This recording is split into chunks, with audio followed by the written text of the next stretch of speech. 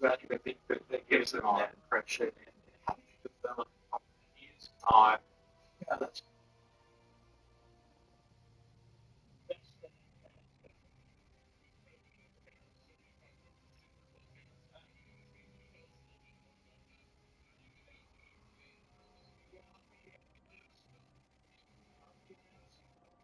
It showed it. Trump just scored the touchdown.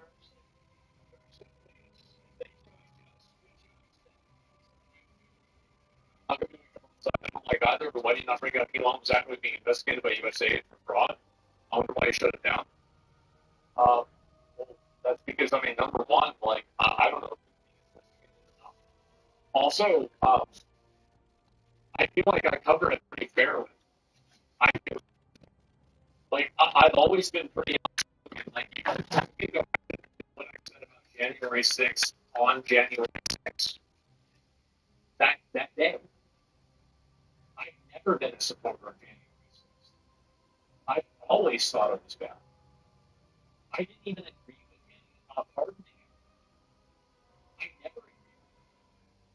All I'm saying is that asking the same question over and over is wasting everybody's time. You're getting trolled? Yeah, I don't know. I'm just saying, like, I don't understand how that's been. It's tiring. Yes, it's tiring. It's annoying. It's very obvious that, like, there are people probably that got pardoned that shouldn't have been pardoned. I think most people would probably understand that. That being said, I don't want to, is it really in the public's best interest to bring that up constantly every fucking day? I don't really think it is. And I think also here's another thing. By doing that, they will end up alienating people that didn't really like January 6th, but they're just tired of hearing about it. I'll give you a parallel to this that's a little bit different, but it's kind of the same idea. The more that people harp on drama and harp on stuff and they don't let you forget it, the more that people get tired of hearing it. Like a good example of this is like people with COVID still wearing masks. And another example is the way that Mr. Beast is. People got so mad at Mr. Beast for so long that there is a general cultural fatigue from drama. Now, this happens, it doesn't matter how big the drama is. Every drama has a life cycle. And eventually, people get tired of hearing it. This drama has reached its life cycle. People are tired of hearing about it, and it's dead. Bad takeout. It's not. Like, I mean, I feel like look at all of these. It's a trader take. I'm a trader. Why? I said it was bad. We even agree that it's bad. Okay. I'm arguing with people that are irrational.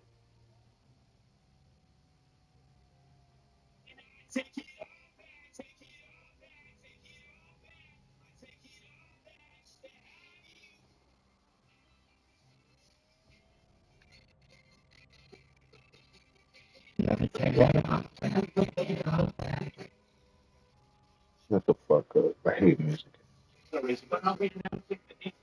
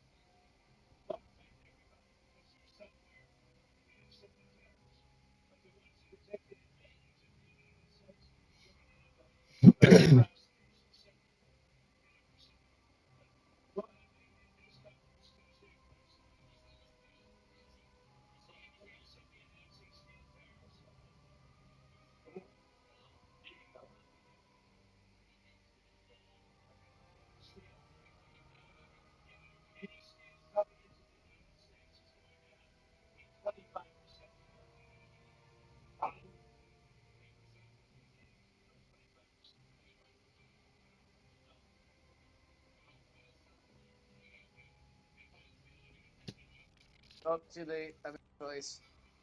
Okay, I got it. Um,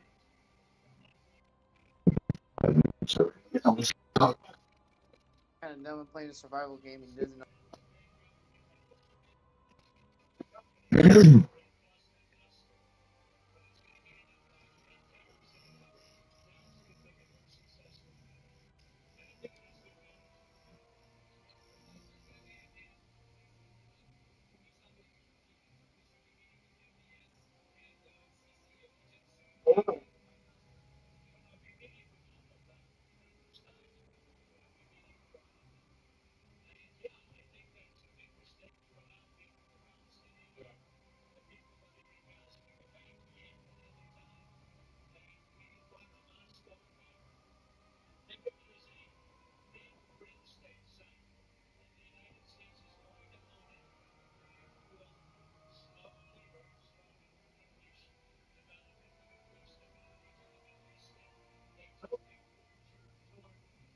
So he's gonna get some. He's gonna get some.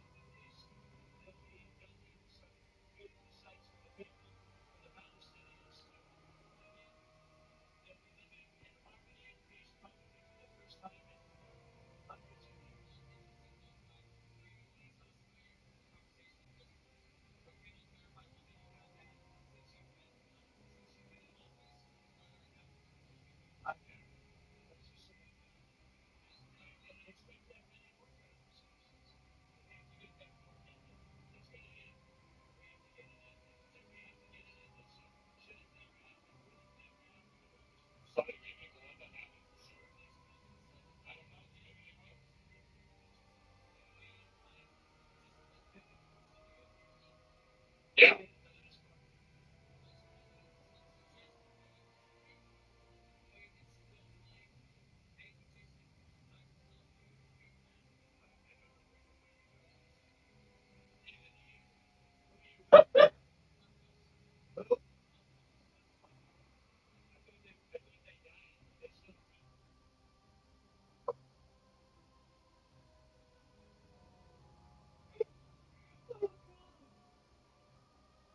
Come on. Jesus Christ.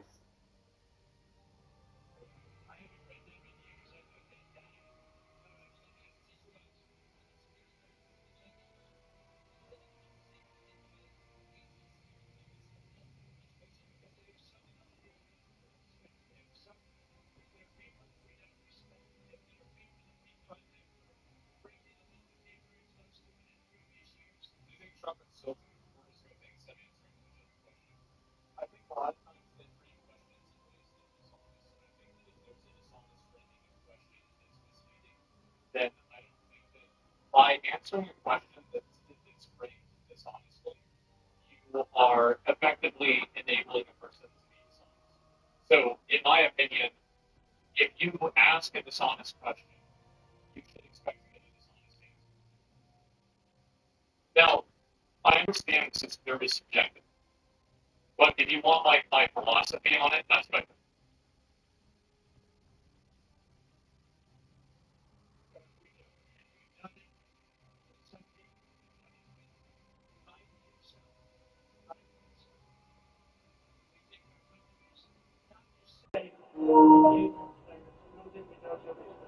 Now, what he's done to this country is a disgrace.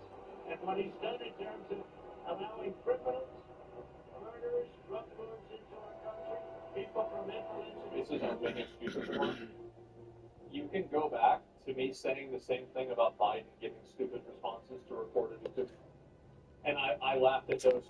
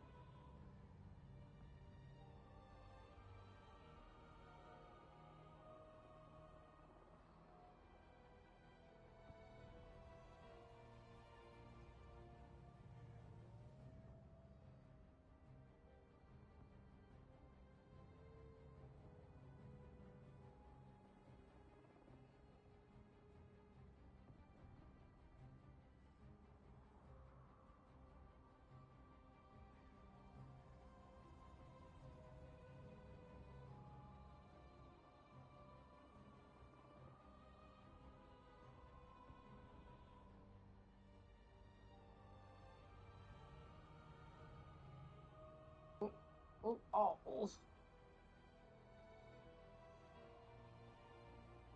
Whoops.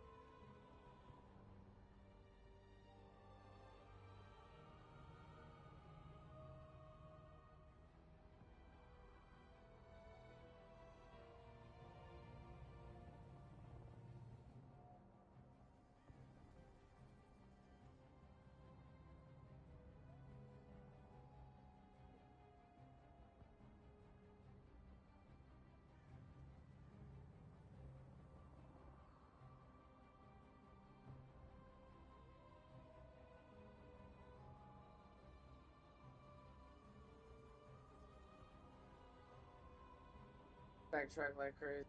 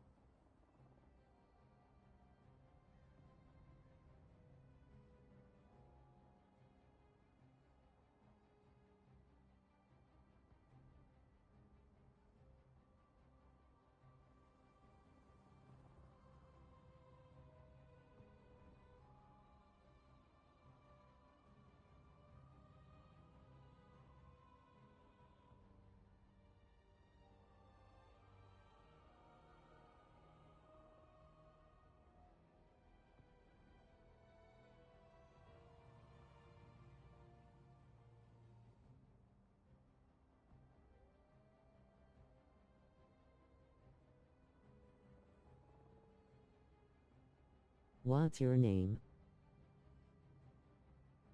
Ill at you.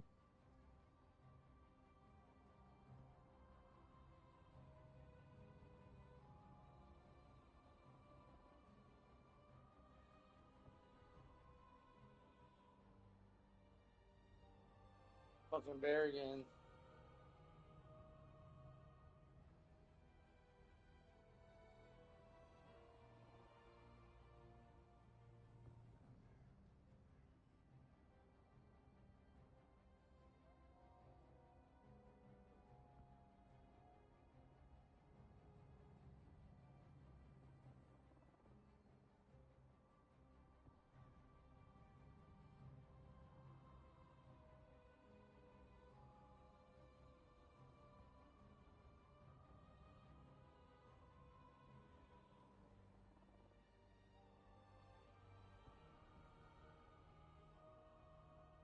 Who it is?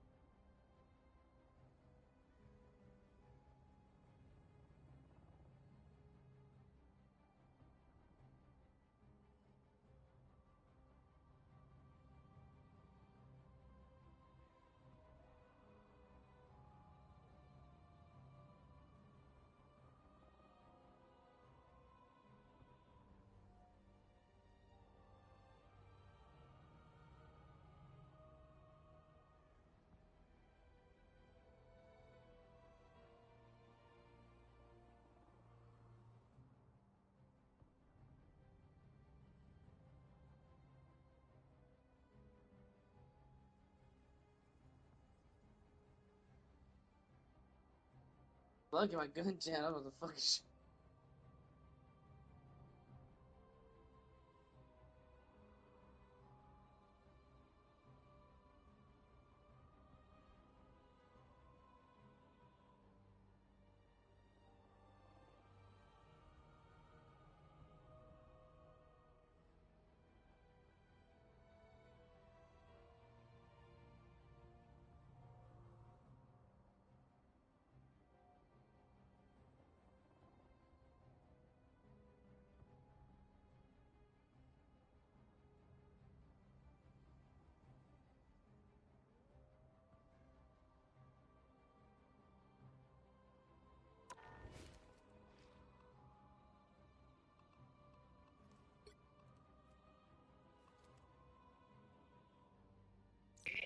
It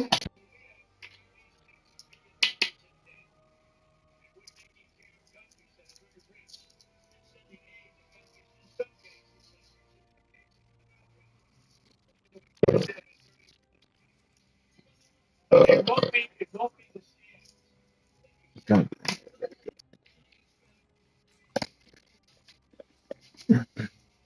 I'm not right, lady.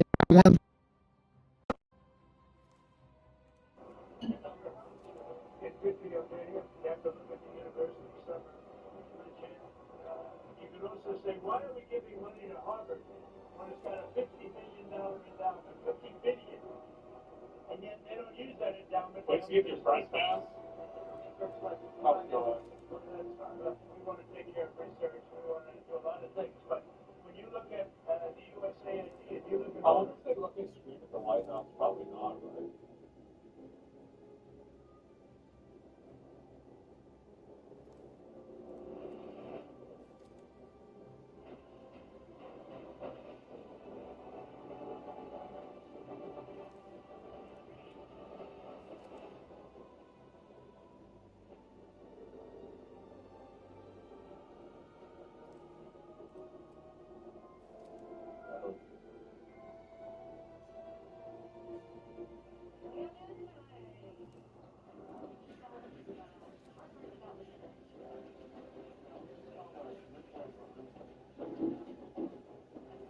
Like,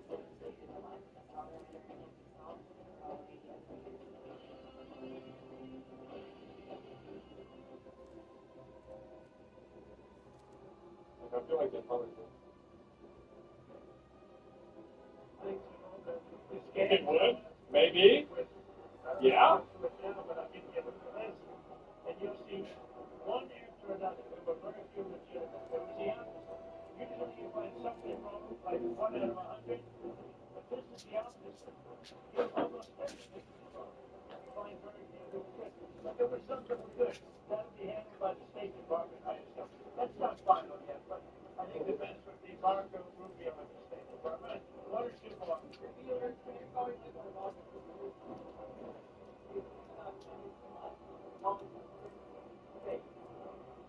I think space is going to be a very important element. You know, I'm the one that came up with Space Force. I'm very proud of it. Biden tried to get out of it, and he was really rebuked by the military. I think space is going to be one of the most important things we do. It's going to be all about space, especially defense. So space is very important. Damn.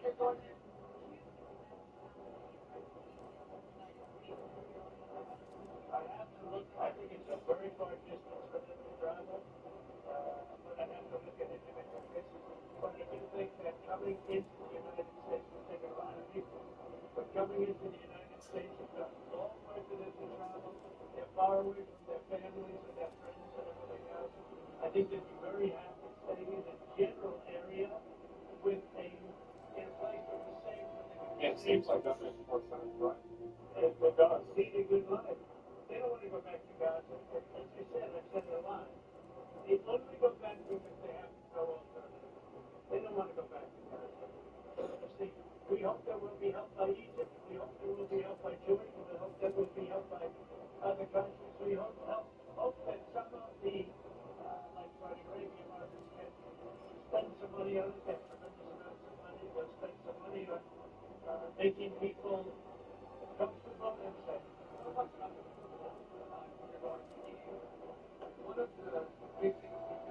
No, this smell like carbonated soda. Dumb motherfucker. Carbonated tea.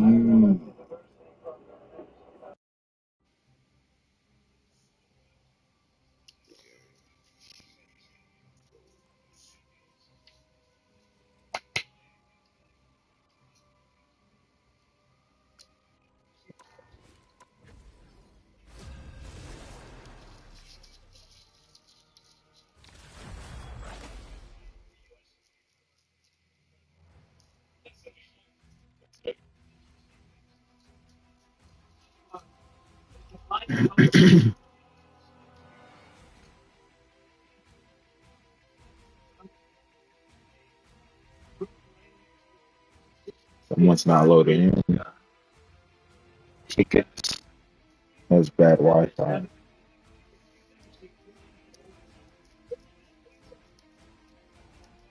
It's a lot of points.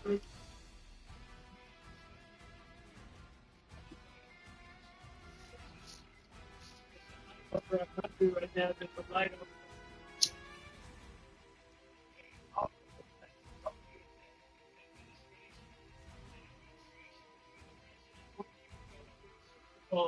Internet.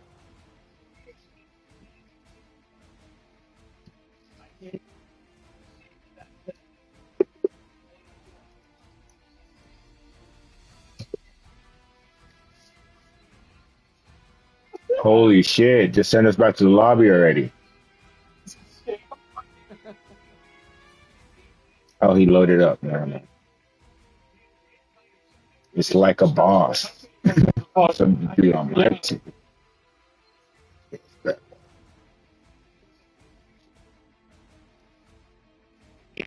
the Kennedy Center, we need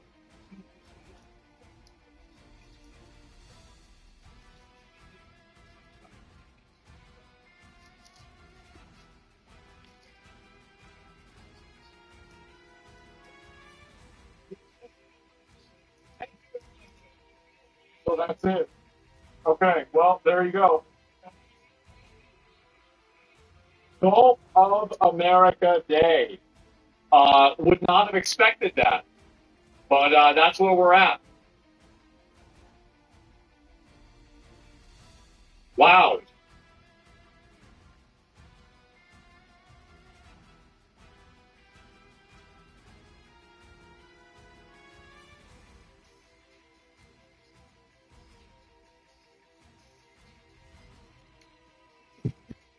Thank you, Jesus.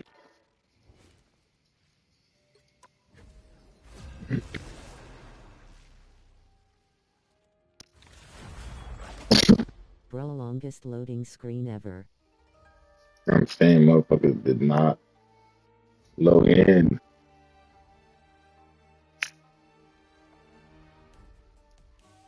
The right heroes could make all the difference. It does seem like they are cutting off aid to South Africa. As you are taking a live look at the White House, President Trump getting ready to make his way to New Orleans as the first sitting president ever to attend a Super Bowl game. And we also wanted to let you know this as well, that President Trump has cut off aid to South Africa, sharing this message on social media saying, quote, South Africa is confiscating land and treating certain classes of people very badly. It is a bad situation that the radical left media doesn't want to so much as mention. I think that's true. I mean, like, let's be real. This would go A win for John around. Stamos. Everybody be talking about it constantly. I think you're right. John That's Stamos. 100% true. To say white people, I think it's easier to say this, and then that way it begs the question, right? Massive human rights violation is happening for all to see. State won't stand for it. Also, because of this, will be cutting off all aid to South Africa.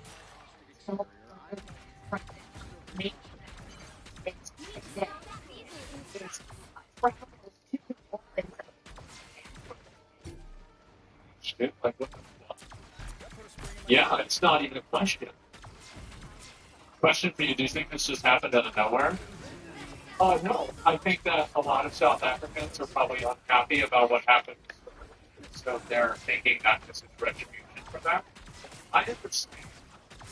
I can see why.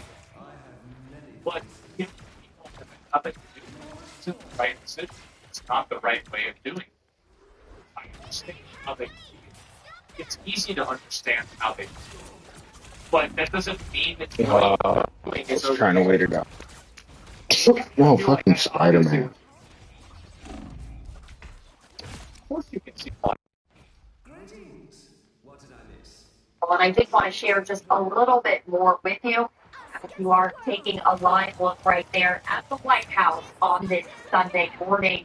Groups representing some of South Africa's white minority responding to this plan to offer them Come refugee forward. status. Why did you go? Are you kidding me, Magneto?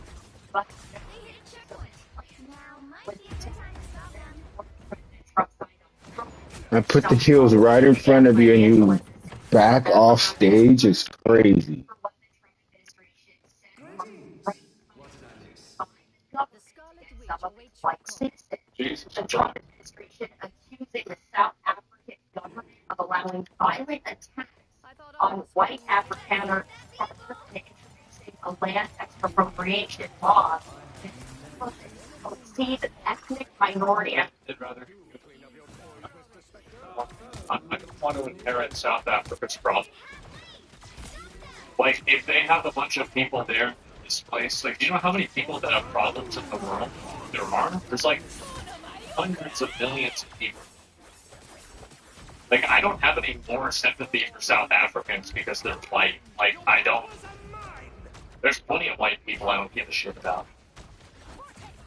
Like, it's not my problem. Scanners, agricultural progress without compensation. Now, the South African government. You know, leave me alone. Hey, Misinformation, distortions. Afghaners are Why they would say to kill all the people, though?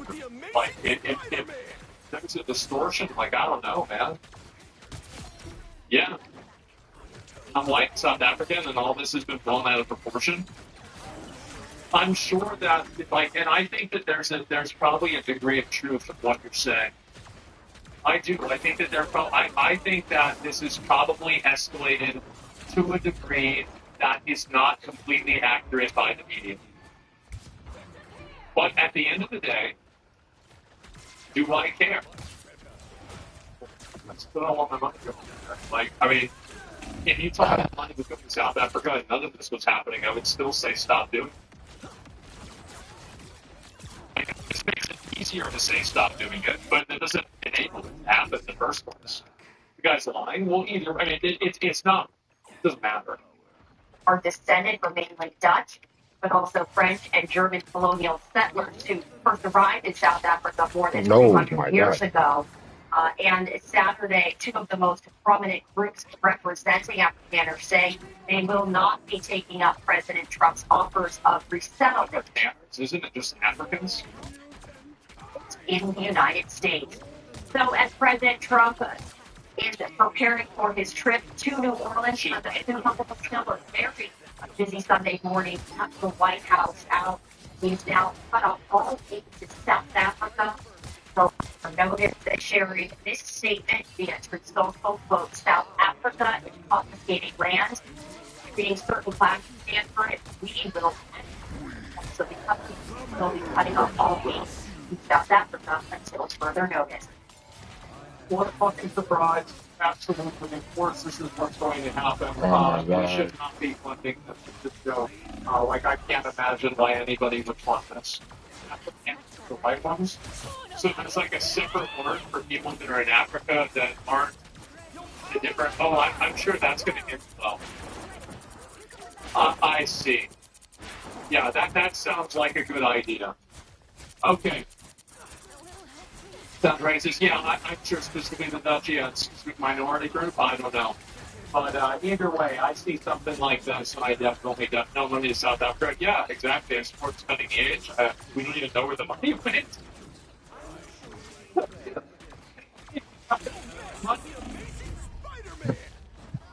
Oh my god. Why am I not surprised? Yeah. USA. Uh-oh. Jesus Christ, this shit is so quiet. Today, explosively initiatives USAID has funded over the years ask each of you. I'm so sorry. Sorry about the volume. Insurance for American taxpayer dollars to put America first. So yes or no? USAID awarded $2 million to strengthen trans-led organizations I can't. gender affirming healthcare in Guatemala. So the each of you this morning, does this advance interest in American citizens paying for trannies in Guatemala to get $1 million? Yes or no? Kevin? I have. Of course you don't. Okay, It's crazy how they never have a position on this kind of stuff.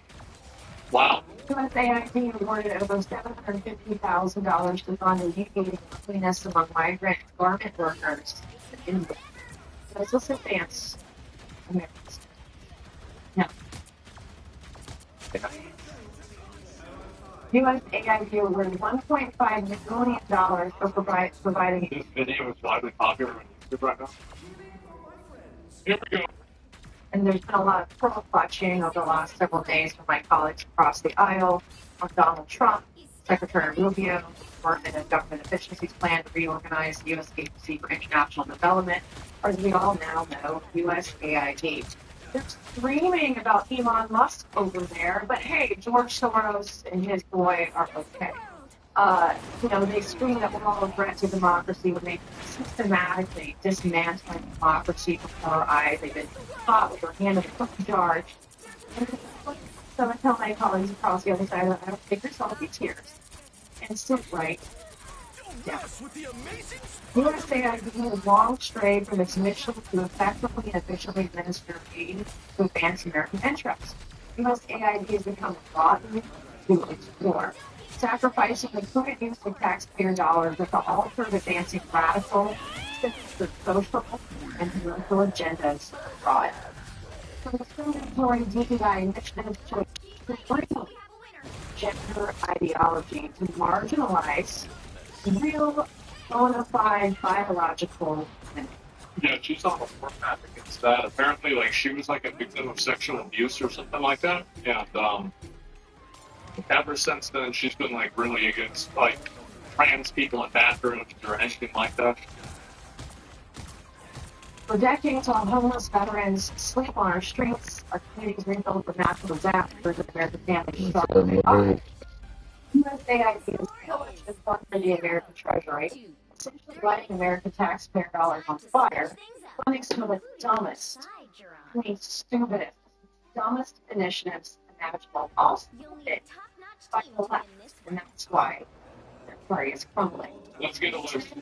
Most of the initiatives USAID has funded over the years. Ask each of you, yes or no question, if you believe these expenditures on taxpayer dollars put America first. So it'll be yes or no.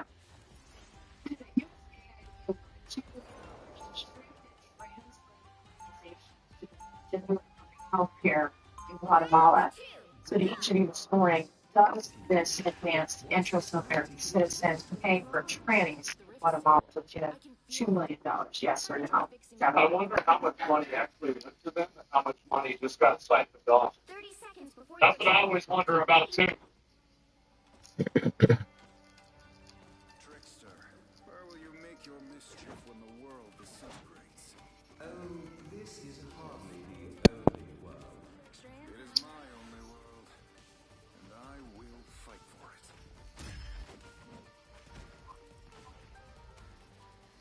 The battle starts in 5, 4, 3, 2, 1. Our enemies are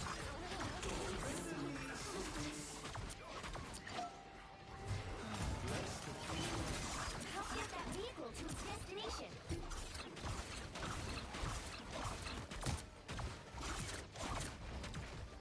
good medicine. It's completely destructible.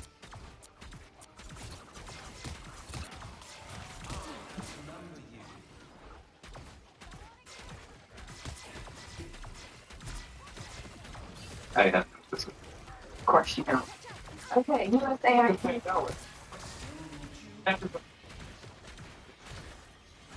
But they're not going to try and say that because people are captured by that way of thinking. So, question that aren't going to complain about it at all. It's fucking ridiculous. Everybody knows it's ridiculous. It depends. In situation based, this might be power off of it. The we're gonna stop. We're gonna. She got fucking snatched. It's gonna be like on our side. A lot of like I saw. How is that? I'm not thinking. I don't. I'm not getting that. 2 and 2 don't come together. I'm sorry to say.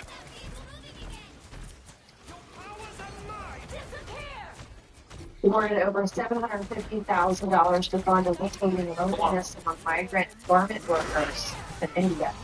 Does this advance America's interest, John? No. See, they know that they can talk about that, but they'll never comment on any of these like gender social issue stuff because the people that are part of this group are completely captured by it, and you can't speak out against it at all. And you're going to make That's the reason why none of them had a comment about the first one, but they had no problem talking about this. I have no opinion. USAID awarded $1.5 million for providing a gender-sensitive response to migration. Advance. No. He has it again? $4.3 million on October 1st, 2023 to a group to fund comprehensive health services for men having sex with other men in South Africa. This is advanced interest in American citizens. Government? No. No. I have no. I bet you don't. Okay. Why is he here? Award $1.5 million to advance diversity, equity, and inclusion in Serbia's workplaces and business communities. I have never met a single fucking Balkan that would appreciate that. I'm going to say it right now. I've met like 20 dudes from Serbia over my life. Not a single fucking one of them want that money.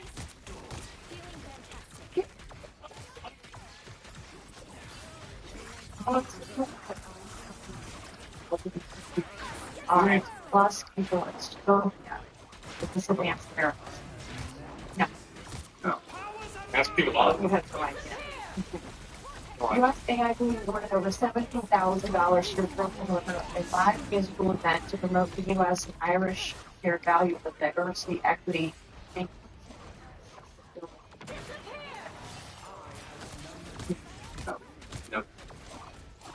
no position or no clue. Okay, USAID awarded $1.5 million to fund strengthening support structures to upscale LGBT rights advocacy in Jamaica.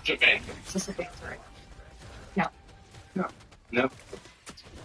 USAID awarded $48 That's a lot of money. to facilitate the economic insertion of Venezuelan migrants and refugees in urban agriculture. Is this a victory? What? No. Okay, USAID awarded $5 million to fund voluntary medical male circumcision. Final score 0-2-3. Well, you can't expect to win them all. Wow. Okay. Decision overseas. Is this the advance of decision? No.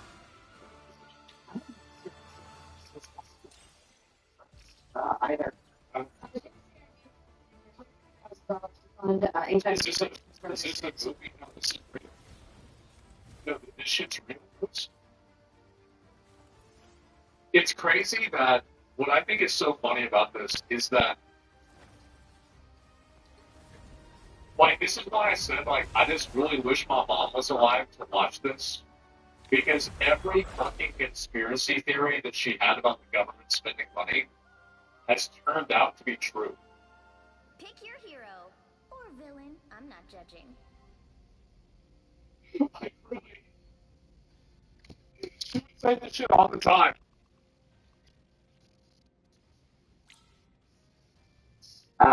Targeting men who have sex with men and transgender. Is this advanced? No. No position. Yeah, unfortunately, I'm limited to 5 minutes, but these are the programs that the press are so desperate to save. Our foreign assistance system is badly broken in this sense. Now, thank you, Mr. Chairman. Get a lady goes back, Mr. Chairman. What a joke, bro. Oh my god. What What a fucking joke. Yeah, it's showing the whole purpose of USAID was to strengthen relations with other nations. The answer to all of our questions will always be no unless the improvement is international relations is of importance. Why are we assuming that this is what that country wants? Like, a lot of these countries, their value system is totally different than what ours is. So I think in a lot of cases, in fact, this is us pushing, this is what I bet. Like, I don't live in these other countries, but I bet a lot of these other countries don't like the fact that the U.S. is trying to export its ideology everywhere in the world. They don't want to have that shit. And probably aliens a lot of average citizens there when they see the U.S. trying to push this agenda. Now, maybe I'm wrong. It's not everybody. But I think for some of these countries, it's a majority. I'll tell you that. I got fucking kidnapped.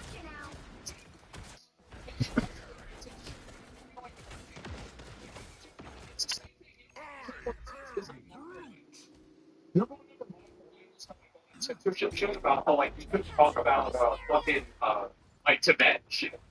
Nobody liked that. Nobody liked that at all. We're like, what the fuck? This is stupid. Yeah, so this is, yeah, exactly.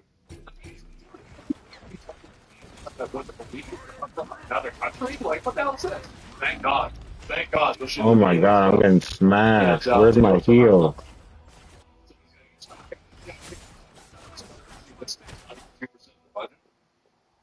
Okay, that should be no problem if it gets cut then, right? If I took 2% of your money, you'd be mad. And also give you the money, yeah, exactly. Like you can still make a lot of money with this. And also, like, how long has it taken to figure this out? A week? You're telling me they can remove 2% of it out of a week? That's really good. Think about how efficient that is. Say hello to the all-new Desert Diamond White House. Dive right in and go all out. We see your sparkle, and we raise you a dazzling new destination. So come show us that jackpot winning smile. Light up the room. Let loose. Shine on. It's time to live the diamond way. The all-new Desert Diamond White Tank is now open. That's nuts. They know Told, are you taking the decision to stay for the store on your own behalf, on behalf of the Department of Education, or were you told to come out here and walk up as a conduit line? That's your right job. So everybody's friendly with that. That's what our job.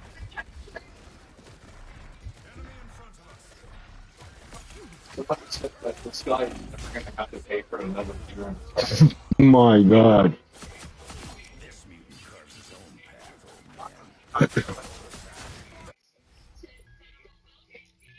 doctor is in.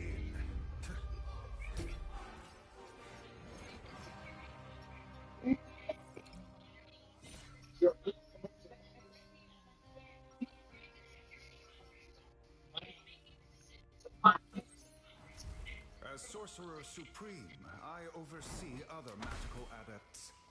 Well, you know, you have the authority of the right.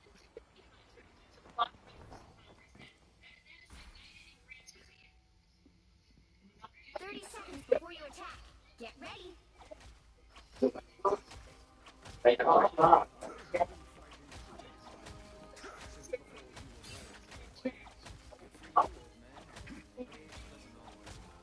You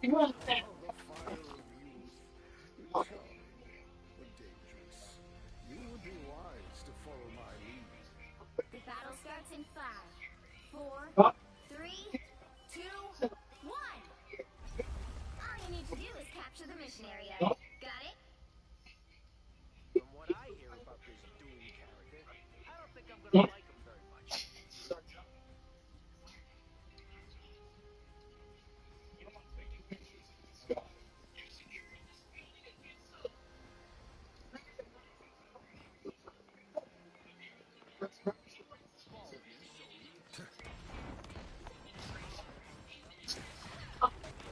Looks like the mission area is yours to capture now.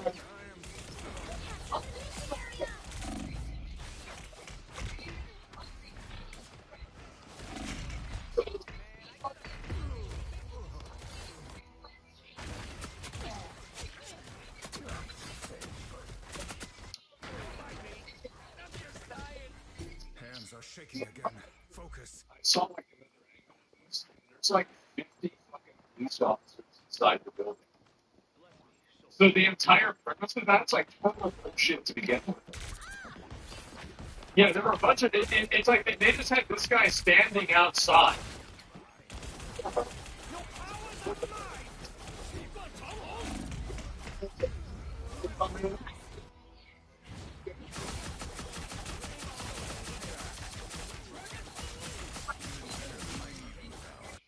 Hands are shaking again. Focus. Their team's capture progress has passed the halfway point.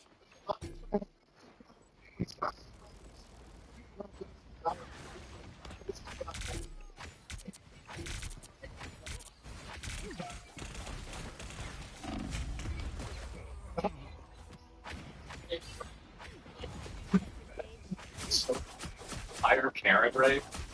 Oh my god. Hands are shaking again. Focus. Yes. Holy shit, this is nuts.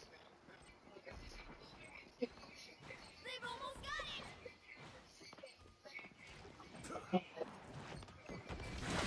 I am ready to put on a show. Police officers inside on the other side. This guy's just standing out here because they told him to stand out here to let people know. The whole idea, like, the whole premise is that you literally could see them.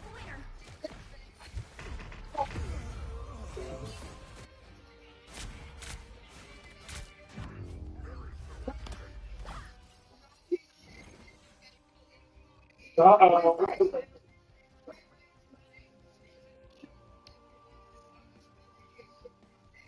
Well, you can't expect to win them all.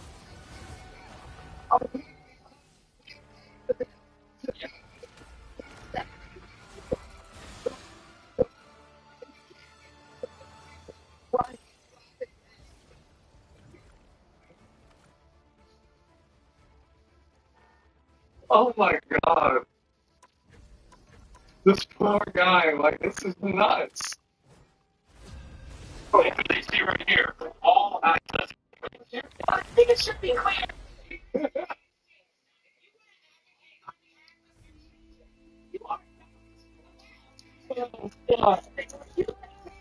right heroes could make all the difference.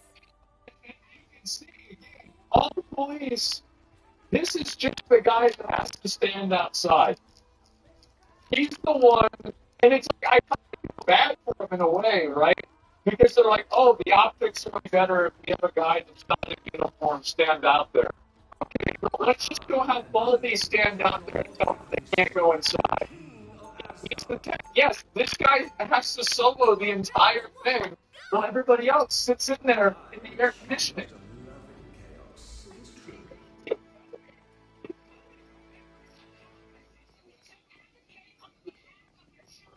They'll be coming in 30 seconds. Stay strong. It's like they what this guy did. Yeah, you know. All right, man. We know how it is. You're scoring. I will remain loyal to my friends. I've never met a woman that wears glasses like that wasn't fucking nuts. Have you? You have to stop that. I feel like that's kind of like how, you know how like some animals are like bright blue to like indicate that like, oh shit, oh god, stay away. For real, no, I've never, it's those winged glasses. I've never been a woman. Hey, stay here, brother. And I love how it doesn't stop, it just, the video stops. This guy, bro, like...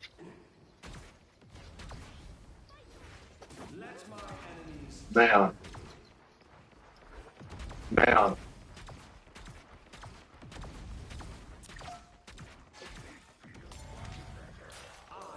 He's taking one for the team, bro, like, this guy is the whole team. It's absolutely fucking crazy. Yes, was Karen screeching? Yes. He's got another 18 minutes of berating from them. Yes. Just like yelling at them. They're like,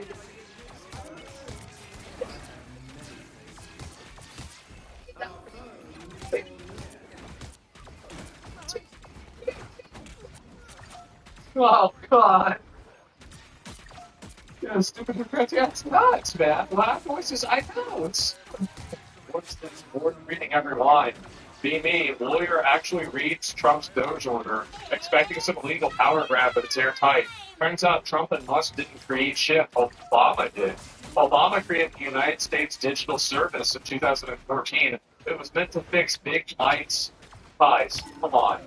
Website after it launched the flame pile of DEI shit. Bureaucratic patch job to fix the Obamacare website meltdown.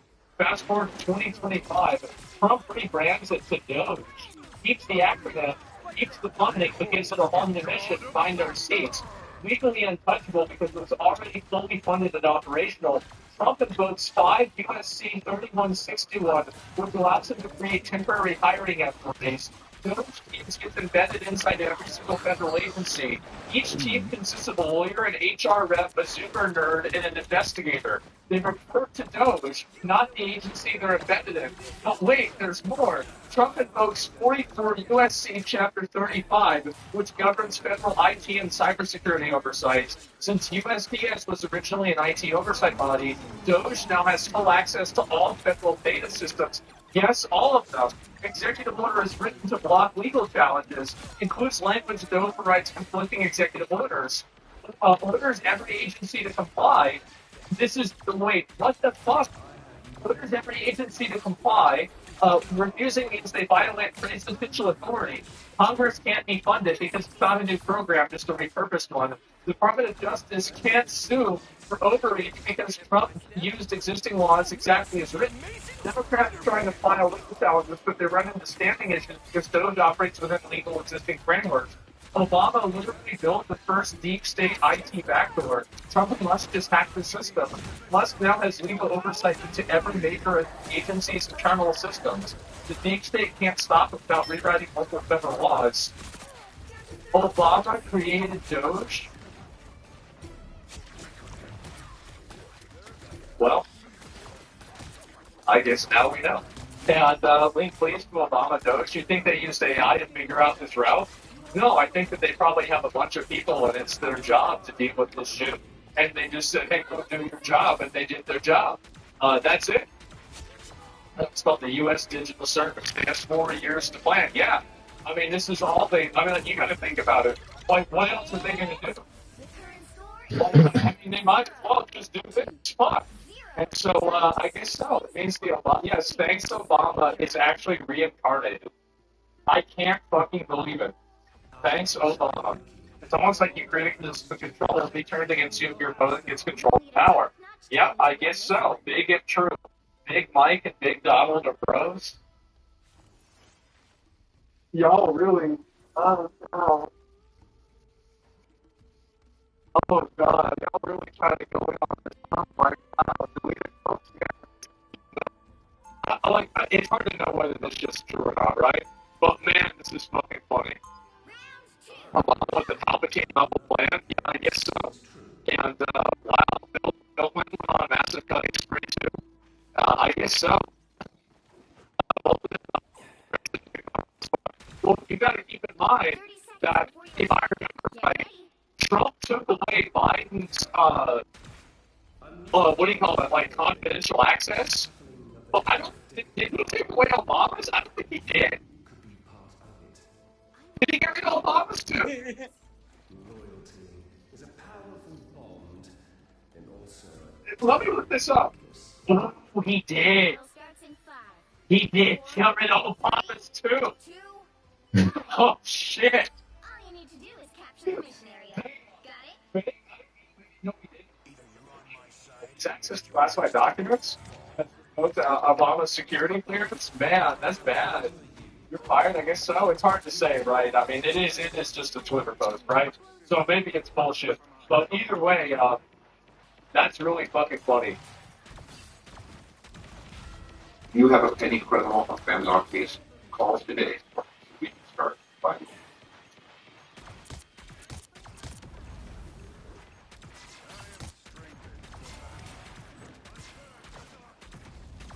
Musk wants access to their computer system.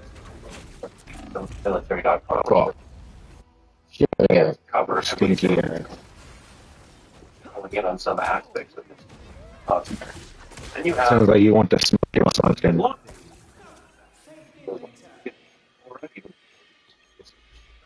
Politics or the enrichment of his companies through American politics. Like Donald Trump, Musk has some fans who really like that idea or rep that he has cultivated.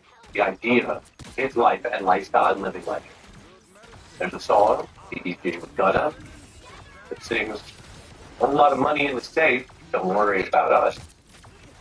This smoke that'll take me straight to space, like I'm Elon Musk. Now, the simple idea is that it's not could be wild or fun to live like Elon Musk. And that could be free country. You can imagine that or want that life. Yeah, what's wrong with you, man? But remember, that's about living Yeah. like the cartoon imagined hype of How would you go so being good at something? Elon Musk, of being that way. Calling HR. No. But the more pertinent question, in reality, not fiction, what about living under Wait, you don't even work Elon here. Musk? What are you doing? In a world where he takes your job and your data? He certainly doesn't have extra seats for you to join him in space. More likely, you'll be in line for unemployment, while he will use your tax dollars to fund another one of his crypto self-enrichment schemes, and then post online that it's all a big joke. Well, who is the joke on? Is that what people want? Is it? We have a lot of news to get to today, including a legal battle over buyouts for much of the federal workforce. The state, the federal government's aid agency, single largest donor of humanitarian aid in the world. It is right now up in the air. But we begin today with an urgent warning for every American from someone deep inside the country's top law enforcement agency, an agency already functionally decapitated. As friend of this program, Frank Signucci equipment by the Trump administration and facing threats from now pardoned January 6th defendant. Our colleague Ken Delaney reports that the message has been circulating in FBI circles from an FBI agent. It believes to reflect the feelings of many inside that organization. We'll read that message to you. Quote, I offer this vignette free of political bias or moral judgment. It's not about any one person, but an amalgamation of multiple FBI special agents. Being the coach of your child's soccer team. Next to you, on occasion, in religious devotion. I'm a member of the PTA. With friends, you celebrated my birthday. I collected your mail and took out your trash while you were away from home. I played around the golf with you. I'm a veteran. This is the quiet side of me that you do not know. Orchestrated a clandestine operation to secure the release of an Allied soldier held captive by the Taliban. Prevented an ISIS terrorist from boarding a commercial aircraft.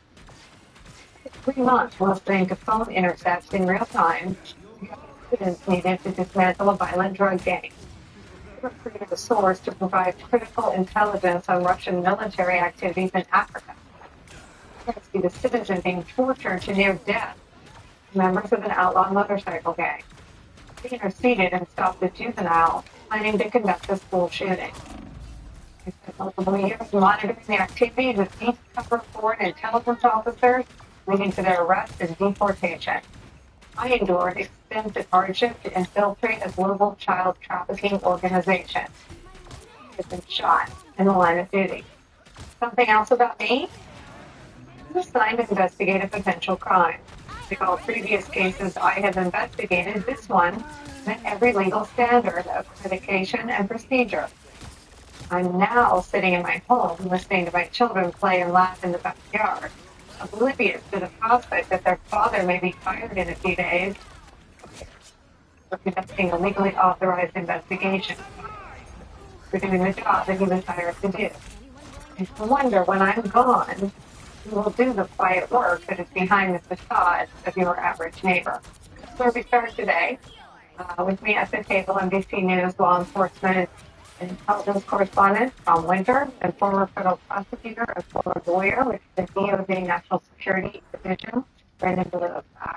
Tom Winter, imagine as somebody who understands and is reported on the FBI for a long time that this rings true to you. I mean, definitely. I can hear, I don't know who this individual was. I didn't get the email, but I mean, I can imagine a whole bunch of people that I've met over the years who are special agent, men and women that could fit this exact same bill. It's a very weird time for the FBI, just generally, let alone the January 6th threat, which I'll get to. The first one being, it's kind of the best of times and the worst of times. If you look at some of the priorities that the administration is shifting to, and you're an agent, and you're thinking about transnational crime, you're thinking about drug cartels and the tools that they'll now be able to use to go after that, areas that have really frustrated you for decades, and certainly the last decade, you're thinking, wow, we can really perhaps put some points on the board and do some damage. There also is going to be a change over here. Some things that the FBI do need to change. If Chris Wray was sitting here next to me, he would be the first to say it. That's point. On the other hand, there was some work being done at the FBI last week. 2 top 10 most wanted list arrests. There were a number of cases that they brought or were culminating and working on. But now you're thinking approximately 4,000 agents, maybe up to just shy of 5,000 agents that have had their hands on it in some way or the other. And it's not the people that reply to my posts on this story on Twitter saying, well, if it was 5,000 agents, then they must not have been too busy the past couple of years. No, it's not that. It's just somebody who gets a phone call and says, hey, can you go interview Nicole? She might have some information about somebody who was at the riot on January 6th. Hey, can you go, Nicole, you're on the SWAT team, and today we're going after a drug dealer. Yesterday was a terrorist. Today it was somebody who sprayed bear spray in a cop's face on January 6th. That's your job. You're taking out a unauthorized search warrant, a unauthorized arrest warrant. You're going out there and doing your thing. And people were really concerned towards the end of last week. It's abated a little bit, not a whole heck of a lot. For current and former agents who may be in other law enforcement capacities, who may have their clearances, who may have jobs that split on this country's security, now thinking, what's next? I'm walking around with a baby grand piano. Like, I lose that racket. Where am I going to put? One of the things that FBI has specific skills. They could be hired by the local police department, but they're not going to be hired at the sergeant, lieutenant, captain level. They're going to have to start their careers all over again. That's a lot for families. They already give up a lot. There's not no team per se in the FBI. They spend a lot of time away from their families. If you're on a surveillance squad, it's 24/7, not 24/7 surveillance. You're not on it 24/7, but it's a lot of time away. You devoted a lot of that to your mission because you believe in it. It's not a security guard job, not to knock that, but it's not that type of a job. You have to be going out there and trying to make cases. And so I think when you look at it, for them, there's an awful lot for them to be concerned about. And the longer this kind of hangs over their heads, I think that there's really some consternation. And of course, it does naturally draw away attention. If my job is on the line sitting here today with you, I may not be fully focused on what I'm about to say because you're thinking about your family, you're thinking about your livelihood. So those are all things that are in play. The other thing that's at play is, and there's a saying, ICI team say, the agents say that big cases, when it comes to publicity, big problems. And so we've seen in the case of Joe Ziegler, he was one of the whistleblowers in the IRS case. He was the one who opened an investigation into Hunter Biden. His whole life has been changed because of all the attention that case brought and the eventual guilty plea that came out of it. If you're a federal agent, think about all the cases involving members of Trump's circle over the years. Roger Stone, Paul Manafort, Mike Flynn, everything we've been talking about for the last 8 years. What is the incentive to go out and open that case? To go to your supervisor and say, hey, I found out so-and-so might be up to something that's no good. And I'm not saying there's anybody that's under active criminal investigation. There's nobody that should have been under active criminal investigation that wasn't ultimately charged here in this whole administration. But we know where the people are. And every administration, particularly the last several, has had some sort of an issue swirling around it. Whether people agree with it or don't, whether they feel we should be looking to it or not, it doesn't matter. There's been issues around all of these administrations, certainly in the first Trump administration. So when you look at this, what was the incentive for that FBI agent to open that case into a member of Trump's inner circle? I can't think of one because it sounds like they're potentially asking for automatic things.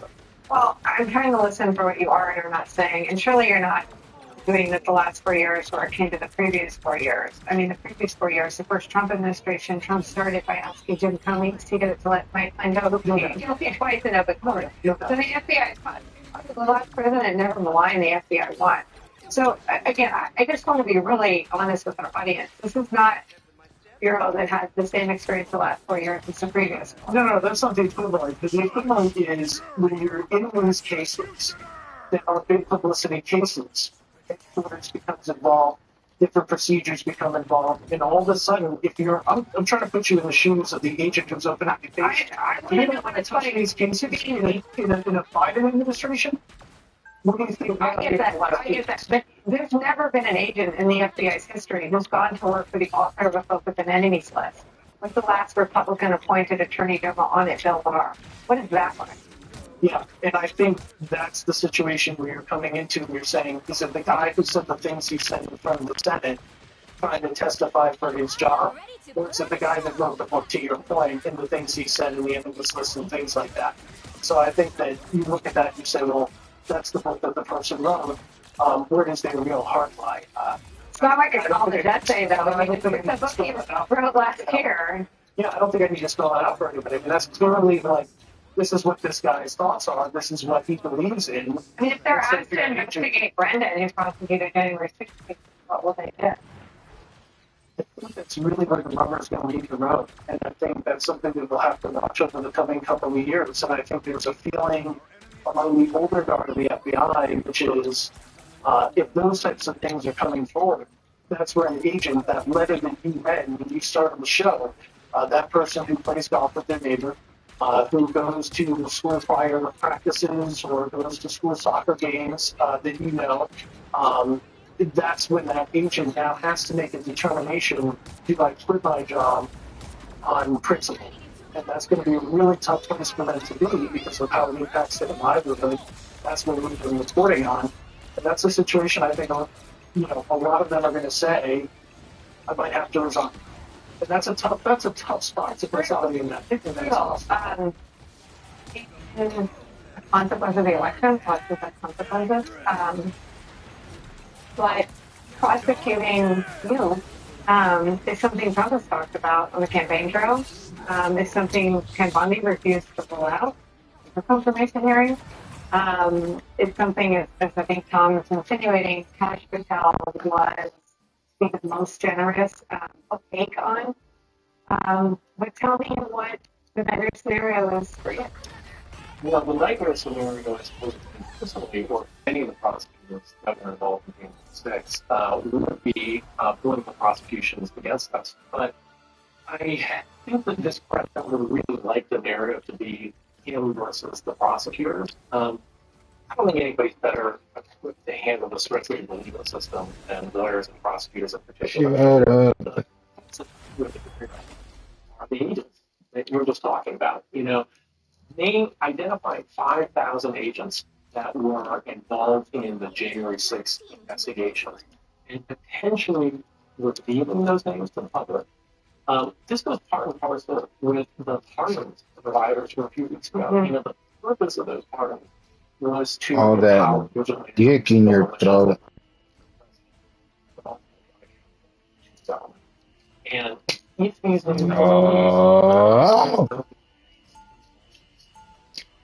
don't make me angry. Employees buy and I think one of the things that's even less clear now is when that offer, to the extent that it's legal, it expires because What's that for the stream? 30 seconds before you attack. Get ready. Bye.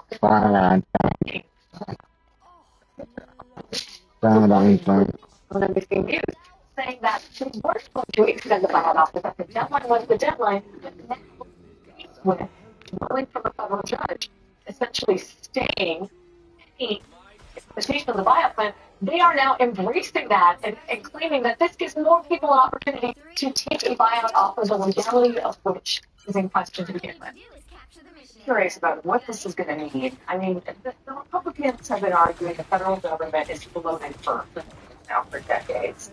And a lot of people out there, Elaine, say yes, the federal government has too many employees and bureaucracies to pay probably cut it down. The way in which they're doing this, by offering a buyout, are you going to get the you don't necessarily need to take the buyout? I mean, they're implying that everybody is just lazy, they don't want to go to work. And they're implying that all those folks are just going to want to take the buyout so they can stay at home and watch Netflix. Is that who's going to take that money? Listen, nobody knows, okay? Back in the Clinton administration, we passed a buyout bill in 1994, and it said that the government could offer up to $25,000 to have people leave office. Now, first of all, there's another legal question other than the one just mentioned, which is if you run through the $25,000 in the first couple of months of your buyout before September 30th, are you going to get all your money? Or is the government going to say, oh, no, sorry, $25,000 is the limit? So that's one problem. The second problem is this is being done in a blunderbuss way, right? It's just being done sort of in a silly way because you don't know who's going to take it. What if 10%, 15% of the 14,000 air traffic controllers in the country took the buyout? Uh-oh, we're in trouble. We don't have people to land planes. We don't have people to take off planes. Suddenly, you don't have landing spots at airports. Traffic slows down, and everybody's mad. So doing this in this way has a lot of unintended consequences and a lot of blowback. I want to just focus on that. I mean, you're talking about air traffic controllers. That would be critical. Tom, what other agencies would we be looking at? What other positions would we be looking at that help make the government function well? Running your business can feel like a jungle, overwhelming and scary. You just need the right tool. Odoo is the best software to run any kind of business efficiently. You will see it tasks, overwhelming paperwork, and never-ending spreadsheets. Whatever your business is, Odoo saves time to focus on what you really love doing. I don't know.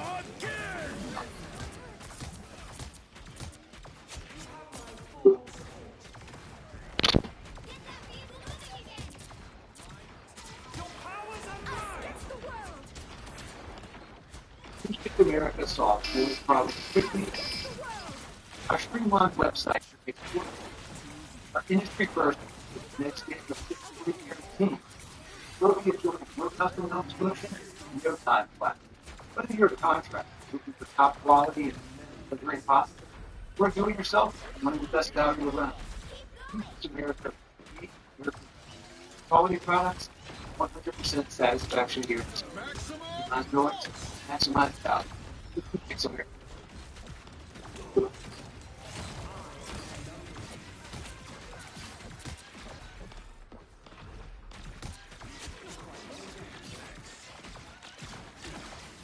This is part of the problem. I think most people don't understand exactly how the government functions. And even, a person who's a GS9 or a GS10 who works in administration helps to keep the government running every day. Support staff, everybody from scientists to the people that make sure that the internal mail gets delivered. These are large organizations, and there's this goofy notion that somehow, again, as you said, people are just sitting around, watching Netflix and plodding around their homes. It's such an inane approach to the federal workforce, which can be reduced. Let me just say, I'm a former federal worker. I retired 2 years ago, so I did my part for Welcome America. But that's not the way to do it. And the other unintended blowback here is that you look at people who are going to retire anyway, who are just taking this now as making their retirement more expensive to the government. The government can actually do anything that's blow up. Situations and agencies where people have retired in place, you can't replace them because you don't have hiring authority. That's the point of this, is to just empty out offices. But that takes a lot of power away from the agencies to talk about which people they can live without. This can affect every agency from happens all the way down to checks get delivered every month from your government. It's just Defense, they say they're exempting folks who work on national security. I just looked up buyouts for air traffic controllers. I wasn't sure if they were exempt, Elaine, and I got a note saying that they were initially offered buyouts, but then that was rescinded after the deadly plane crash. But just to keep going on that point, Tom, on who exactly is going to take this, people that are obviously workers in the national security apparatus. I mean, if you're not one of the obvious, I sit here and I monitor these phone lines. I'm the one who has the monitor that says that, there could be a dirty bomb coming from this place, that place, whatever. You're not one of the direct employees. How much of the apparatus is there to support those specific jobs? And are we really putting our national security risk and security at risk by offering willy-nilly buyouts to 2 million federal employees? Well, there are people who work in national security. I work for the Defense Department. I was a professor for the Navy. I could retire and I wouldn't be missed. But you don't want to keep pulling sticks out of this giant Jenga pile to start trying to figure out where the one place is where things start to come unravel and the whole thing falls down. So, you can talk about exempting people in certain agencies or in certain positions, but I don't think that that's going to be very helpful. Again, I think the people at the top would be told, look, you can't retire or you can't take this deal. They rely on support staff. They rely on dozens, thousands, hundreds, and thousands of people who do their jobs. And I think that's part of the problem is that, just saying everybody can retire well it can have unaccepted consequences. Even if you carve out those senior positions, this is they want to reduce the federal workforce. This is one way to do it, at least. Let's talk about the comments on the buyouts and the freeze. The intersection of these two things is what's so potentially dangerous, given because there's no over to Trump issued in his first week of office. It freezes all federal hiring across a panoply of programs. It's so bad that even interns at the Department of Justice had their offers to become summer interns next summer rescinded. Given that, and given how indiscriminate the federal buyout program is, we don't know where people are going to come from. In combination with makes it impossible for us to project exactly what the results are going to be. It does have an unprojected or even unwanted impact on a particular function of the government. Is a huge impediment to fixing any unexpected possible. It's so clunky. It's not done with any precision, Elaine. And part of it is, it's like you're going to do a takeover of a tech company. Just as many people as, let's say Elon Musk and Twitter. Everybody see what stops working, and then I can revisit that thing and make it work again. I'll know how many people I need and whether there was too many there in the first place. The government it isn't like a tech company. It's much more complicated, much more convoluted. There are so many more literate risk. It's not just this Twitter with a right button on Twitter function or my direct messages protected. I'm just going to be concerned about it. This is like, are you going to get your social security back? Are you going to be able to go to the DMV and get your license? Is your passport going to get ready? The airport worker is going to be there in customs and immigration. There's all sorts of things that go into the federal government that when you think of off the top of your head, it's a bunch of bureaucrats, people who walk into an office and just checking boxes. Probably some of those folks that are probably not necessary in the federal government, but there's so much more going on there. If you were going to do this surgically and effectively, how would you go about it? Well, I'd copy the way we did it in 1993 through 2000 in the Clinton administration. We had teams that looked at every single agency. We looked at what was going well, what was going badly. We offered buyouts to people who we didn't think were necessary anymore, who were in management jobs that really the internet and computerization had made obsolete. We took a targeted approach, agency by agency, function by function, so that you didn't have people who are 67 and trying to apply for Social Security, you didn't have them waiting on the telephone for 5 hours before somebody could talk to them. So again, I would do an agency by agency approach, and you look at your goals before you offer the buyouts and before you go into any RIFs or downsizing. There is, though, when it comes to USAID, a private pressure campaign. We haven't necessarily seen it in large fashion from lawmakers on the Hill publicly, though some of them have questioned exactly what's going on here and the downsides of it. Even Bill Gates told our colleagues at Emmett Guthrie last night in an interview that he spent time at the White House yesterday. He talked for a brief time with Trump, talked for a long while with Chief of Staff Susie Wild, made the case to them in part that what they're doing, dismantling USAID, has very negative ramifications. I had another former Trump appointee who served in the first administration in the State Department coming on and saying, I spent my life works at PEPFAR, I spent my life working with U.S. agencies like this one. This is life or death stakes here when you talk about toying with and potentially ripping apart USAID. So it's not like the pushback isn't there, but using it before.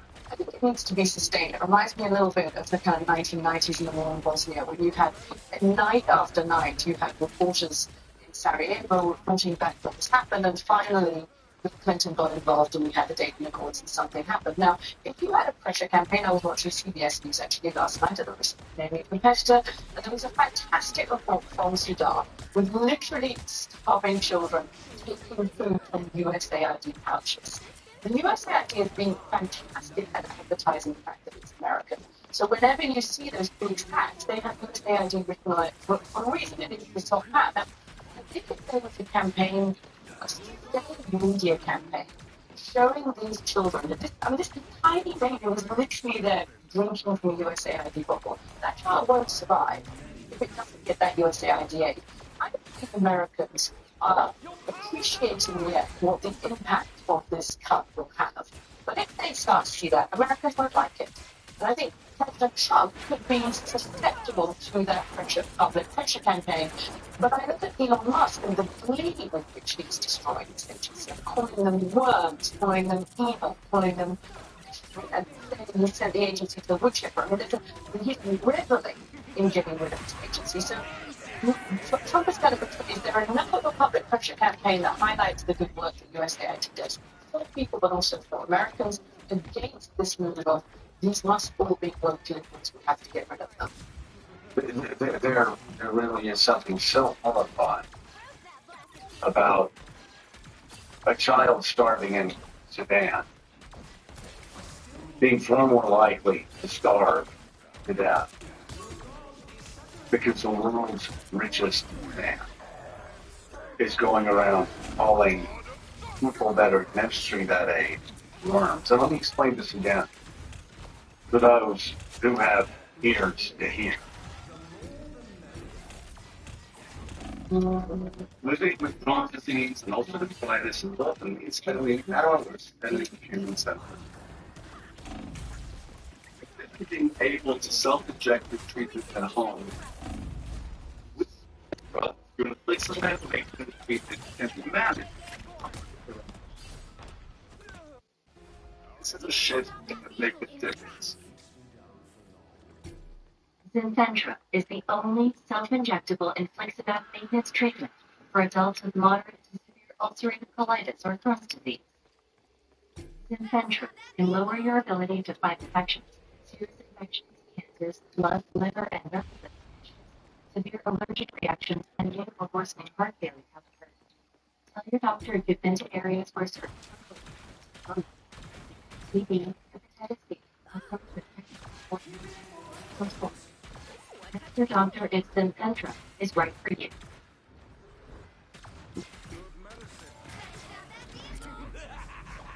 This is real firepower!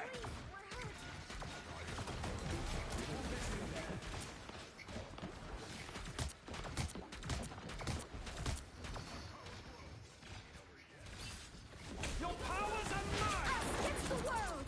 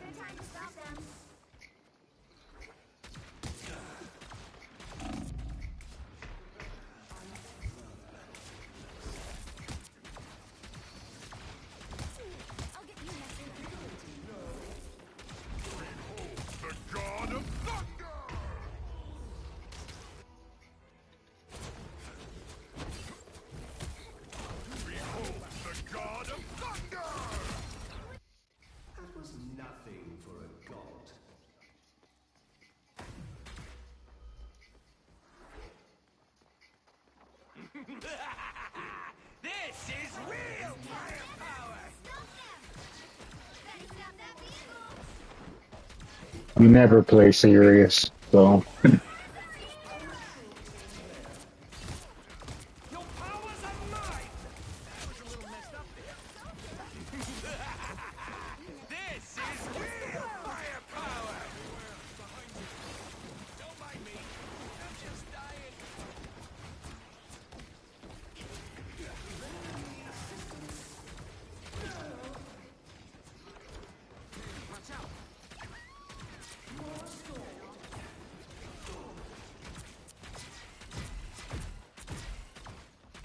David Ignatius, when the United States provides aid, yes, we provide aid, because some of us believe, and I will say this on Ronald Reagan's birthday, some of us believe that America really is, and it should be, the city shining brightly on the hill for all the world to see. That is one of the reasons why we do it. The other reason goes back to what I've been saying this week, when Harry Truman called Herbert Hoover in two political enemies, two political rivals. And Harry Truman said, you're the person to organize relief across Europe, across the world, in a world destroyed by World War II. And yes, we're doing this because it's the right thing to do, but we're also doing this because hungry mouths become communist mouths, become communist foot soldiers. We have to win Europe. We have to win Western Europe. We cannot allow France and Spain and the Netherlands and all the other countries in Western Europe fall into communist hands. And, you know this, David, but it is so short-sighted. Elon Musk telling me these people worms and this and that, the other. Our aid work in the Ivory Coast, it helps us get intel on Al Qaeda. Our aid work in Sudan, it helps us get intel on ISIS. We can do two things at once. All over Africa, all over the Southern Hemisphere, where people wish to do America ill. Our aid work not only wins hearts and minds, but it helps us draw in intelligence on those who would blow up buildings in New York City, in Washington, D.C., in Charlotte, North Carolina, across America. That is what is so extraordinarily short-sighted about this. You're exactly right. The generosity of the United States through programs like USAID is scorned by Donald Trump as a sign of American weakness. It's the opposite. It's around the world. It's evidence that the United States, for all of its mistakes, still has its soft heart. It still has the ability to deal with the most painful, difficult problems there are. I have been collecting the last week samples of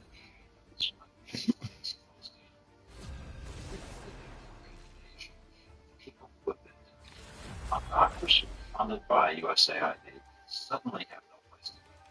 Doctors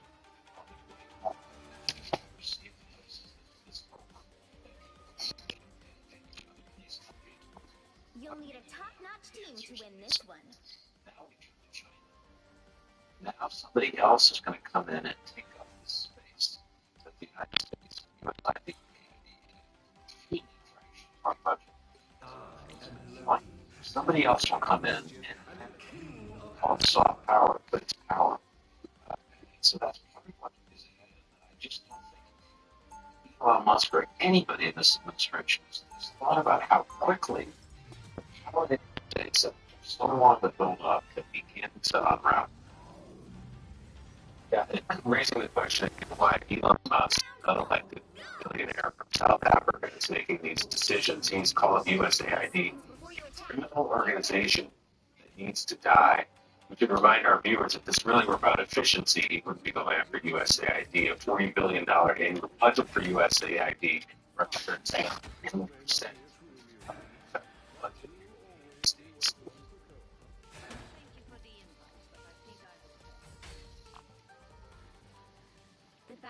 starts in 5, 4, 3, 2, 1. All you need to do is capture the mission area. Got it?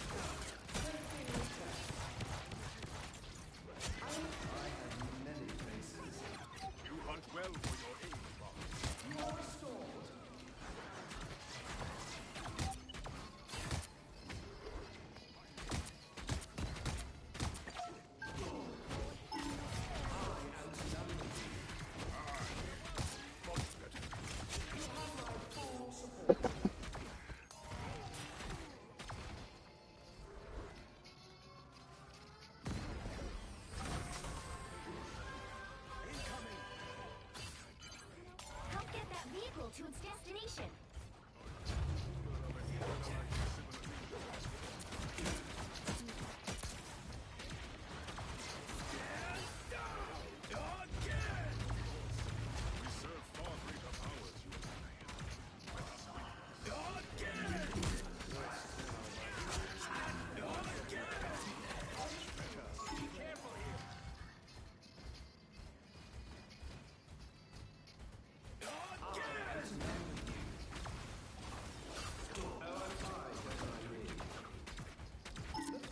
You're halfway there. Keep going.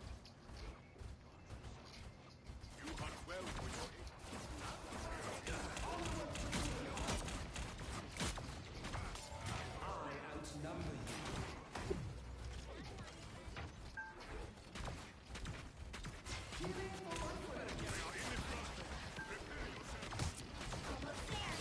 turn it now.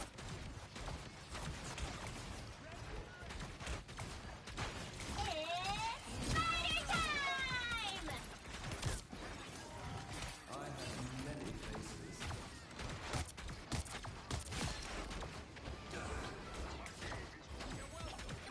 Vehicle reached the checkpoint. Keep up the momentum.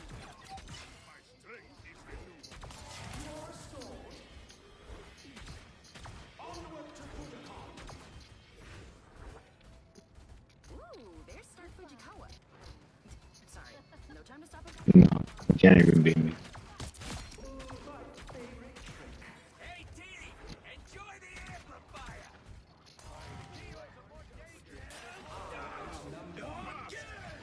They beat your ass up.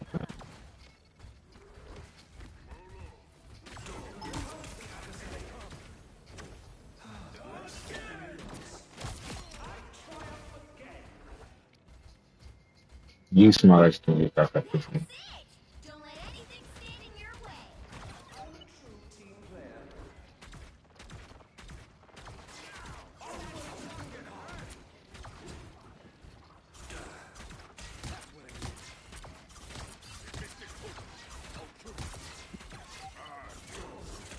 Your powers are mine.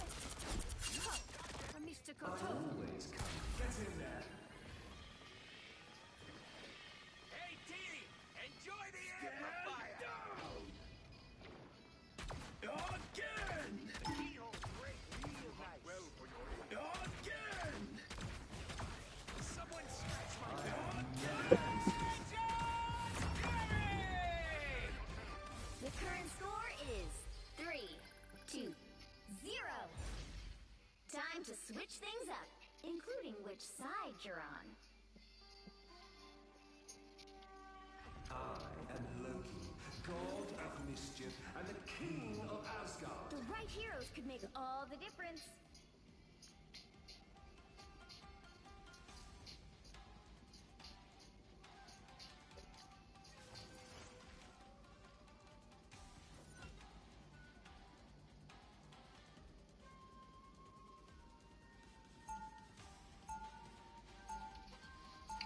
What the hell? This new year, Shop Kitchen is going You to know. make it more, make it fun, and functional. Shop Kitchen is happy luck. It's home. They'll be coming in 30 seconds. Stay strong. I applied for Smorgasburg. Shouldn't you be off ruling your awesome intergalactic empire? Okay. Cupcake. I'm sorry, people. Nonsense. I started this fucking North Coast. I sell it.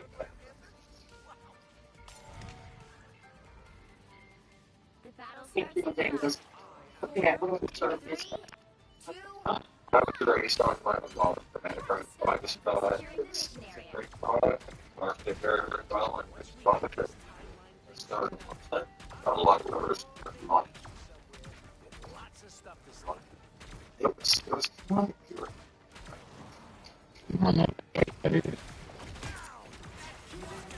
When I grew up with some kind of big or something like that, dude, sometimes it's more a lot of films are able to trust that they will come through.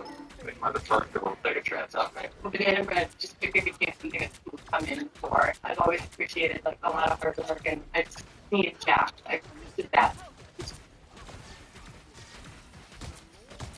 I think success means happiness at the place that you're at. My business is number one, but I also have hard every much.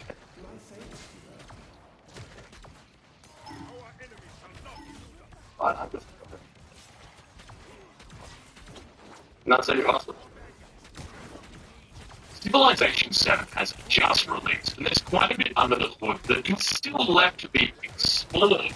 In this video, I'm going to give you 8 tips for Civilization 7 that other people will not tell you. In Civ 7, when a World Wonder is completed, you'll receive a notification on the right-hand side of the screen. The problem is that there's no way to track them, so unless you've been writing them down, it's going to be difficult to remember throughout the course of a game which World Wonders have been built. Here's our first tip. You open up the city screen, hit U-Key, scroll all the way down to where wonders are, you'll see that there are a whole bunch of wonders that are available to you. Every single one of these wonders is available to build right now in this city with these specific times. We could fit Moxmount, we could fit Oracle somewhere in this city. And the interesting thing about this tab is it only shows you what you can do right now. All of these technologies, even though we don't have them, we would still be able to fit these somewhere in the city. I'll show you an example. You don't see the pyramids in here right now. The pyramid at the sun of Constantia Stupa, there is nothing. However, we acquire the tile that we need for the pyramid. It's this one here, the desert tile adjacent to a navigable river. We take a look inside on the listing. All the way at the bottom, the pyramids is now available. So not only does this show which wonders are available to build, but whether or not you've got somewhere. In Civ 7, there is no reroll type. That means that when you spawn in as Isabella and there's no natural wonder, you've got to do it the hard way. You have to go back to the main menu, you have to quit. Put all of those details back in that you started the game with. However, here's a little tip. Let's just do this once. We'll grab our mementos, grab all the things that we want, pick our antiquity age, pick our civilization, our difficulty, our speed, our map size, and then what we're going to do is hit the same config button. Now what this is going to do is save this configuration so that if, and not even pick a leader, just leave this as a random leader, as long as I load that configuration, it's always going to bring me back in as Isabella with those mementos and give me the exact same thing that I've saved. Now there's one problem with this, and that problem is that it will always give you the same map. So here's a little way around. Now it's a different map this time because we saved the map saved from the previous one. Yes, but let me just show you the way that you get around it. So the problem is, when you load a configuration, it's going to load map set. So you can see this is our new map set right here. So what I'm going to load the configuration. I've reverted back to our previous map setting, and I'm just going to drop the map setting in right there. Now we'll have Isabella with all of our mementos with the new map. We've got, it's essentially a reroll function with a couple of extra clicks. I've seen a couple of high-profile reviews of 6.7 that have said that there's no next. It's a button that you can just simply press. Go to your next technology, or open your next production, or perhaps even going to your next unit. But the truth is, there is actually this button. It just it's not actually listed as the next action button. So you go to the options, go to either maps, go to either, and next button. Now 6, the same button that I use to go back and forward pages, and I'd recommend you do the same that way. You can put your feet up, slowly go to your next action, wherever it may be, all with one hand. The next is about influence, not spending. You know, it seems counterintuitive because you've got these research collaborations, agreements that you want to get out there. You want to start bringing in those resources. But influence is a much more important resource because you use it to nurture relationships. If you don't have somebody offers you something, there's a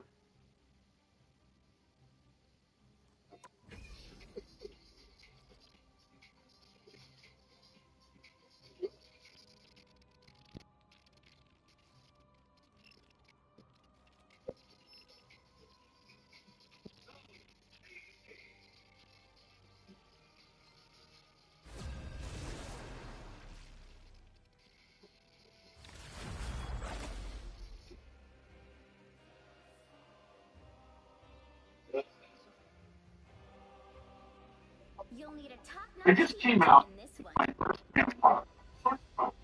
It's all about early experiences that take. In it, you'll learn about how I learned to take part from a legend, my grandfather. The ways I wrote my orderly, put-together mother, Tracy. Why I wrote 177 pages about the state of Delaware. The time I brought a cow on and girl fame. The first time I used a computer, I got to throw out a Harvard, dropped out of Harvard. Risk that things can get bad. One of the key components to any agreement is going to be supporting it. And when you do that, there's going to be a more powerful bond that's built between you and the other leader. It means that your relationship will grow more quickly than if you were to simply support. By doing it,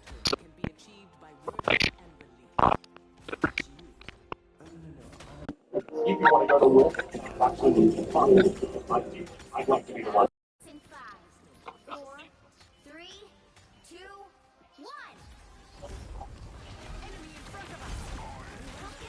1. All of the leaders, because it gets up to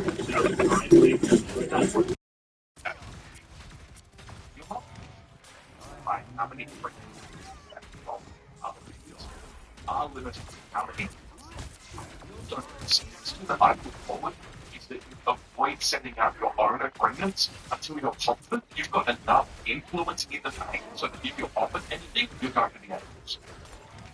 One of them 6.7 is the unlock. Those upgrades that are available to each leader. So faster you can complete legacy arts and the more often you can complete all of them. These are 100% points. Not every single legacy art, all 4 of them. Not just because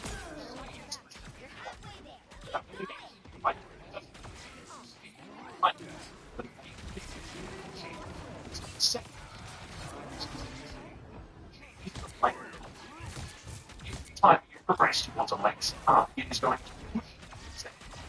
And by putting on rather than stand, it's going to be that legacy art. Second, each time. This allows you to more frequently pick up these unlocks. So if we take a look at see, you've got a whole bunch of changes time. Time to be very efficient for you gaining experience. Some of them.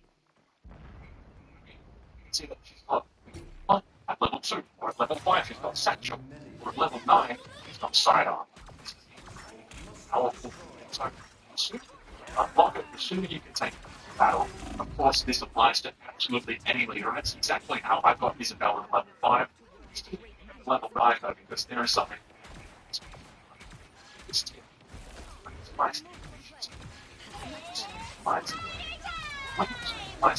There's a number of different folks.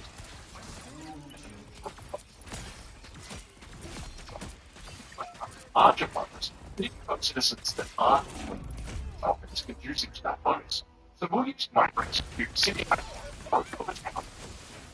It's probably migrants to help it.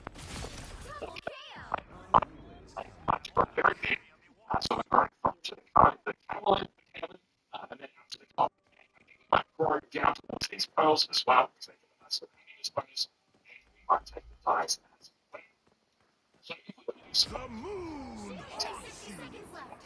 farming town and mining town, that's like its kinds of blocks. Versus farms, pastures, plantations, and fishing. And you see there's 1, 2, 3,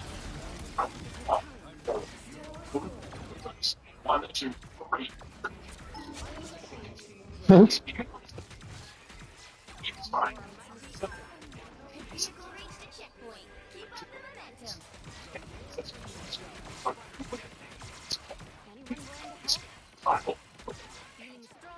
I'm angry now. Yeah, now keep in mind we are playing as the client. I get bonuses too.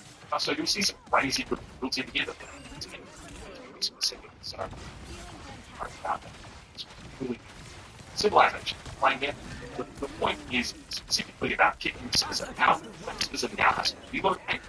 There's one less citizen that's been placed on this out than one more citizen. But, like this one. Other citizen that's working this would cover. We're not going to get this one out of the fight because it's a source. You have to keep them out there. You might settle on it. For a couple or as long as they like this level, then this citizen out.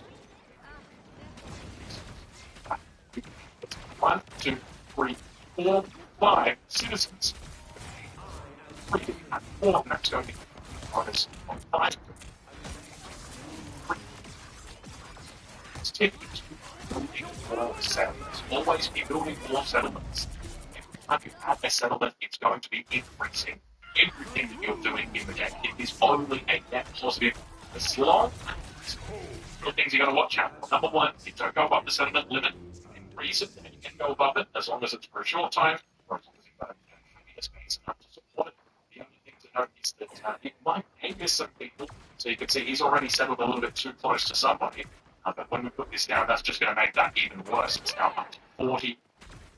We need some sort of setting. Even. So keep that in mind. Forward settling. But just remember that each one of these settles is going to be contributing resources to our game. There's genuinely no downside to having been.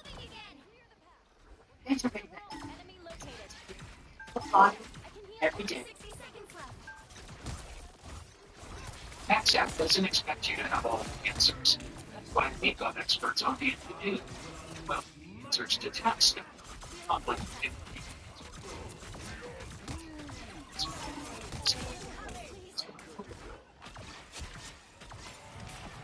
from a resource perspective, look, just it goes up by 3. Each one of these has got a citizen inside. We can get that citizen to go to work. So we might take this tile right here, and that's giving us 2 gold. This tile right here, which is going to give us another 3 gold. And this tile right here, which will give us another 1 gold. With a huge amount of gold income. Each one of these is going to continue to grow. In addition to that, they're also supporting our connected cities. It's first downside to this. A couple of texts you need to look out for in the instrumental, how many settlements. So we've something more after you've got irrigation. So you've got irrigation technology, though. You need to look towards the civic tree. The civic trees are an organized military. In addition to that, that'll take you up to 6. Settlements limit to 6. In addition to that, there is also sometimes in the civ-specific civic. As we're playing as the Mayans here, we've got one down here, +1 settlement limit, so that takes us up to 7. And there are other ways that you can increase the settlement limit. It might even be more increase for this element than it's going on here. Like, yeah.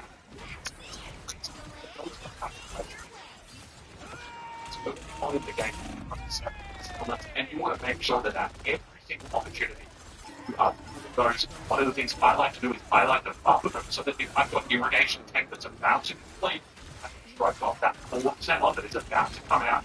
I can go that way. The moment I get that 4 settlement, then I'm able to get that 4 settlement. Final tip is with regard to food. You punch a specific terrain or foodie punch. 1 point, 2 points of movement. So it's like this. Outlast point of yes. It's 1 point of movement. It's final one. Right here. Time to switch things up, including which side you're on. 1 point left. Wasting that point. So what we can do is actually get searches. Take us down. Instead of going all the way through, we're just coming along one tile, leaving a tile gap in between us, and then search button. That way we can next turn, we still get to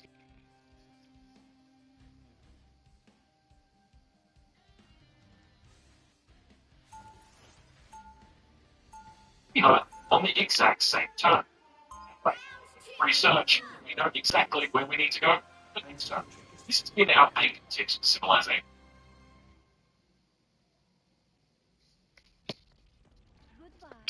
If you think that we missed any obvious ones, then we've done our job. If you've got anything negative or positive, then make sure you type it down in the comments. If you've enjoyed the video, please feel free to leave a like. And of course, if you're looking forward to more Civ 7 content, then make sure you hit that subscribe button because there is always time for one more turn. It's gonna start off painful. I got a sugar gun. The worst feeling I'll ever know. 480, LOL, we are doing song. Why when I search that bicycle and it comes up?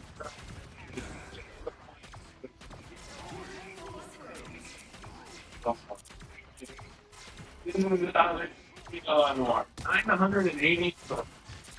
Break out. Juggler. All of his general games from what I've seen are very, very, very 14 and 4, 1, 7, 4, 13, 5, 6, oh, that's the bad one.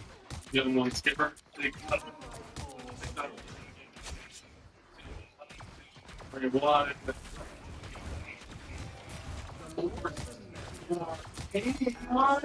That's pretty good. No Smurf is going to play 200 games and people don't mind the build. I like ability playing. I do think doing items but on the right side of it is, I guess, like questionable. Crawls down here. Hook, I mentioned it. He said, simply, flat diamond. So that's 2K, somewhere there. So there's lobby. I think it highest is 22. 1900. See the tweaker on the right side. You can see him for the stuff over.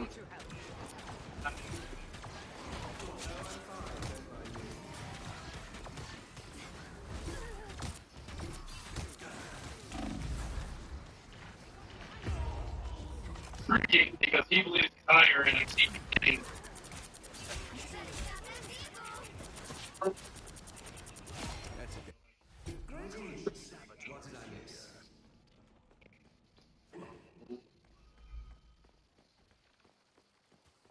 Okay, maybe he's just getting rid. He knows he had my like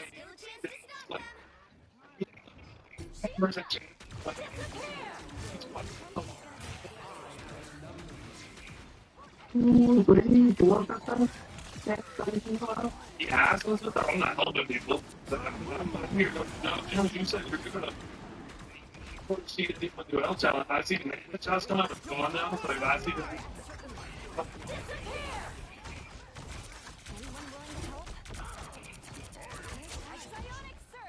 No chance of start. Trusting. What? Like,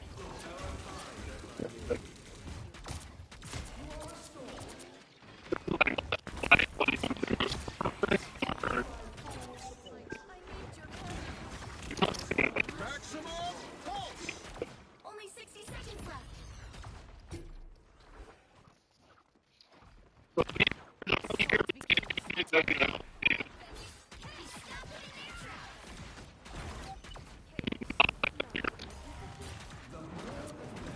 mainly because I don't see how Merlin's gonna how Merlin's gonna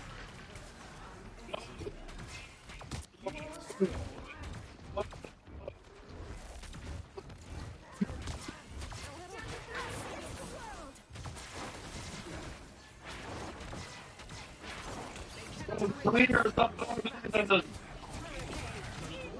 This is looking bad. I see why I hit the health balance.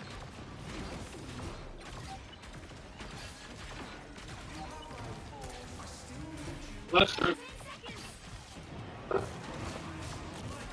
Behold the god of thunder! You'll have to keep fighting until we have a winner. Your powers are mine! Final score 2-0.